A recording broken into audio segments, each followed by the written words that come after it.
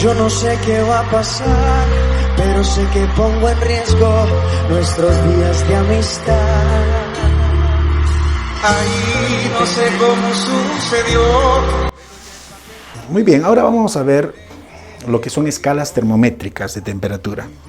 Para medir la temperatura de un cuerpo es necesario usar escalas termométricas, pero el sistema internacional nos establece que la temperatura debe estar medida en Kelvin. Sin embargo, todos los países no hacen caso al sistema internacional, o sea, ¿no? Es peor que toque de queda, ¿no? Estados Unidos, por ejemplo, mide en Fahrenheit. Francia mide, por ejemplo, la temperatura en Rankine, si no me equivoco. Entonces, Inglaterra en Kelvin, ¿no? Entonces, cada uno tiene. Perú, por ejemplo, mide la temperatura en Celsius. Entonces, nosotros debemos entender que cada uno mide la temperatura.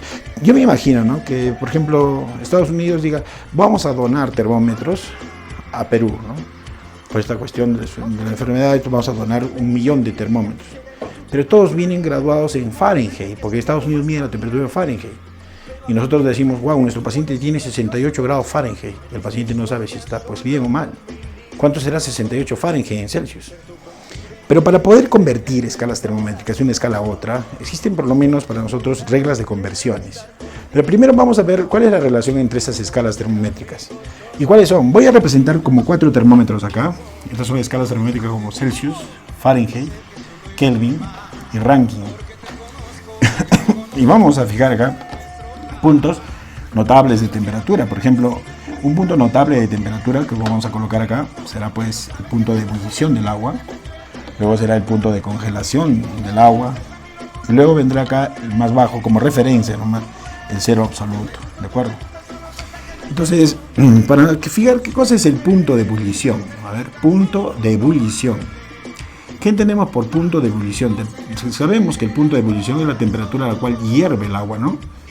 El punto de congelación es el punto a la cual el agua se solidifica, es decir, se vuelve hielo, ¿no? Y profesor, ¿y a qué temperaturas ocurre eso? Ahora vamos a ver. Hay una temperatura, ¿puedes creerlo?, que las moléculas ya no se van a mover. Es algo teórico, pero eso va a ocurrir. Vamos a poder demostrar tal vez en el tiempo esto, ¿no? Pero el cero absoluto es la temperatura más baja que existe en la naturaleza. Vamos a fijar acá temperaturas. Por ejemplo, a nivel del mar, y esto, escucha, a la presión de una atmósfera, solo a la presión de una atmósfera, es decir, en Arequipa no, ¿ya? A nivel del mar, acá en Arequipa estamos a menos de una atmósfera. El punto de ebullición del agua, por ejemplo, en grados centígrados, es 100 grados centígrados a nivel del mar. El punto de congelación, por ejemplo, del agua es 0. Y el cero absoluto es menos 273. En Fahrenheit, el agua hierve a 212, congela, por ejemplo, a 32, y su cero absoluto es de menos 460. En Kelvin es 0 y en Rankine es 0. En Kelvin la temperatura de congelación del agua es 273 y la temperatura de ebullición es 373. En Rankine esto es 492 y esto es 672, ¿no? Bueno, estas lecturas de temperatura tienen una finalidad, establecer patrones de comparación. Por ejemplo, hace un rato te dije que en Arequipa no hierve el agua a 100 grados centígrados. ¿Y qué temperatura hierve el agua en Arequipa? En Arequipa, si esa es la experiencia, el agua hierve a 92,5 grados centígrados, ¿no? O sea, no llega a los 100. Profe, ¿y eso qué tiene que ver? O sea, ¿en qué nos puede repercutir? Es que lo que sucede es que cuando el agua no hierve a 100 grados centígrados, hierve a temperatura de 92,5 grados centígrados, algunos alimentos tal vez no podrían alcanzar el punto ideal de cocción. A ver, te explico. En Lima, que es la presión que está a nivel del mar, los alimentos van a cocer un poco mejor. ¿Por qué? Porque se encuentran a elevada presión. En Arequipa, por ejemplo, al estar a altura, los alimentos como en Lima no van a cocer igual. Vamos a entender esto a través de este gráfico. A ver, imagínate que esto de acá sea, por ejemplo, la Tierra, ¿de acuerdo? Y esto que está acá sea para nosotros, por ejemplo, acá está Lima, ya está. Acá vamos a poner Arequipa. Y acá vamos a poner una ciudad, La Paz, ¿ya? Vamos a suponer esto. Nosotros entendemos por presión atmosférica lo siguiente, mira. Aquí arriba existe para nosotros aire. Y el aire pesa. Esto es atmósfera. Yo pregunto, ¿en qué ciudad hay más aire? A ver, más aire, o sea, más atmósfera habría. Estamos hablando donde habría más peso de aire sobre un individuo colocado en una de las ciudades. Si te das cuenta, aquí en Lima, ¿cierto? Porque acá hay más peso de aire sobre una persona aquí. Acá, por ejemplo, en Arequipa, el peso de aire es menor. Y en La Paz, obviamente, disminuye más, ¿no? Entonces, cuando una persona de Lima viaja hacia Arequipa, debe sentir una especie de alivio de presión, ¿no? Y eso nos ocurre a nosotros. Por ejemplo, cuando vamos de acá de Arequipa y vamos a Puno, por ejemplo. Al bajar del bus en Puno, sentimos como una especie de, ¿no?, de más agilidad en nuestro cuerpo, porque estamos siempre moviéndonos a presiones mayores que ya. Y esto es también lo que ocurre cuando de pronto uno va de viaje y agarra una botella de agua, por ejemplo, y la abre. Cuando está subiendo, por ejemplo, la botella de aire se comienza a hinchar. Y se hincha, ¿por qué? Porque la presión dentro es la presión que traes de Arequipa.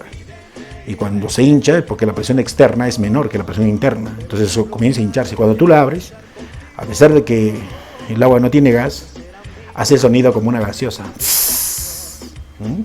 Sientes la diferencia de presión ahí, ¿no? Las llantas también, los choferes en los carros tienen que gradualmente fijarse en sus llantas y bajarle el aire de sus llantas, porque conforme van subiendo, las llantas comienzan a inflarse más. Entonces ellos tienen que reducir, ¿no? Sacar el aire en su interior, y entonces regulan de esa manera para que no se revienten las llantas. Pero imagínate que en Lima nosotros hacemos un arroz chaufa. Y el arroz chaufa es rico en Lima porque alcanza su temperatura de cocción los alimentos. Sin embargo, en La Paz el arroz chaufa no sería igual. Los espaguetis en La Paz no son iguales que en Lima, ¿no? Que son un poco duritos. Es así, los alimentos en cada zona debe de haber algo específico, ¿verdad? Algo que la zona produzca y llegue a su punto de cocción. Por ejemplo, nuestro cuy chactao, nuestro rocoto relleno, ¿no? Nuestro chicharrón tal vez acá, ¿no? Pero en Lima hay una variedad de platos que alcanzan puntos de cocción. Es interesante ver la física desde este punto de vista, ¿no? ¿Por qué? Porque la presión atmosférica también es directamente proporcional a la temperatura de ebullición del agua. Importante el conocer esto, porque si nosotros a diario, por ejemplo, vemos que estos fenómenos ocurren en nuestro hogar, al querer, por ejemplo, cocer un alimento y este no alcanza su punto de cocción, debemos de modificar la presión. Un ejemplo, tu mamá, por ejemplo, hace mondonguito y quiere hacerlo cocer en una olla y espera horas y horas y no cose el mondonguito. Entonces, ¿qué es lo que pasa? Entonces, lo que tiene que hacer es llevar una olla a presión, ahí está, cierra la olla a presión, entonces genera una gran presión dentro. Entonces, la cocción del mondonguito va a ser posible dentro. Estamos así haciendo una especie de presión artificial dentro ¿no? para nuestro mondonguito. Ahí está, ¿no? Varios alimentos. En la casa debe de haber una olla a presión, ¿no? Para la mejor cocción de los alimentos. En la tierra, imagínate que hay una montaña donde nosotros podemos tener la temperatura de ebullición del agua a 36 grados centígrados. Imagínate en el mundo. Nosotros podemos bañarnos en agua hirviendo y no nos quemamos, ¿no? Estamos así, felices con agua hirviendo. ¿Es posible eso? Sí.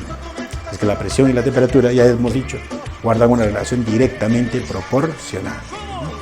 Estas escalas termométricas, las 4 que te he mencionado, guardan básicamente pues esta relación entre escalas termométricas.